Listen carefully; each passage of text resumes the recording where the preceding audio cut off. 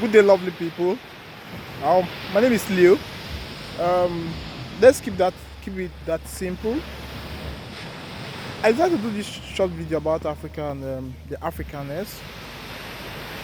Africa is so blessed with resources, natural, human, and all type of resources. But there's only been the management of these resources, and of course the exploitation that has been done by the powers that be, Peter did a lot of damage to the African consciousness, up to the extent that we just believe that anything done by Africa is inferior. But that is not the case. And so we must have a renaissance, have a new way of thinking, a new thought, a new consciousness of not just being a consuming continent, but a productive continent, a continent that values itself.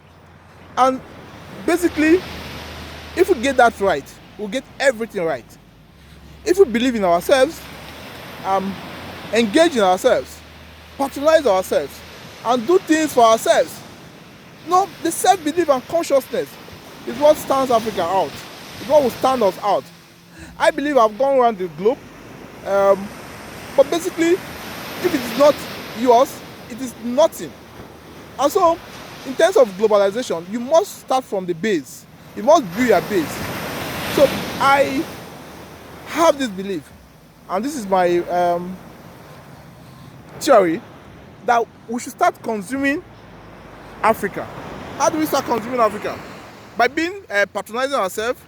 Why do government agencies across the continent take their holidays in Europe, in Asia, and the Americans, where we have very beautiful places in Africa we can develop? Imagine all the heads of government coming, for instance, to the cattle ranch in Nigeria, having estate. We are going to develop and going to build capital, the hard-earned money that has been dissipated. And of course, we have very beautiful resorts across the West African sub-region, from Lagos, even from Calabar, Lagos, Ivory Coast, Togo, and all that. So, to develop a continent, it is a self-effort. It pains me, for instance, that we always take these conferences, African conferences, outside the shore of this continent. How do we develop this continent? We have to consciously develop this continent. And so basically, a new African order by us, we won't be looking at the past with so much energy, where we fail to look at the future. I believe that Europe is the past, Asia is in the past, and Africa is the future, and Africa is the present. So, you find yourself in leadership, you patronize Africa by engaging in Africa. So, if you take all the hard-earned resources and take to develop the other continent, what happens to your own continent? What happens at the end of the day? Because whether you like it or not, I've gone around the globe. I believe that even when you become a citizen of this other continent or other country, you are basically, in quotes, a second-hand citizen. That's how they look at you. At my level and being at the highest institute in the world, where policy is formulated and all that, I don't even feel that comfortable.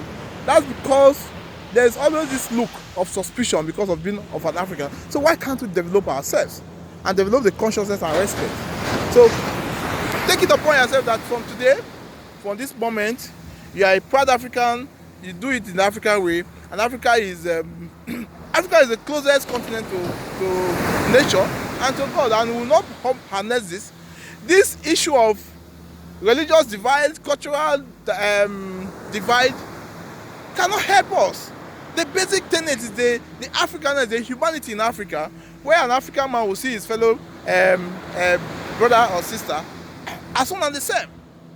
And so basically, we have to understand that perspective, and we'll come from that angle.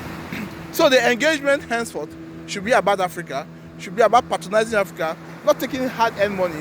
Of course, by patronizing Africa, by taking meetings, resorts in African resort, African continent, we are building capacity and all that. So I believe that with that, we can get Africa going.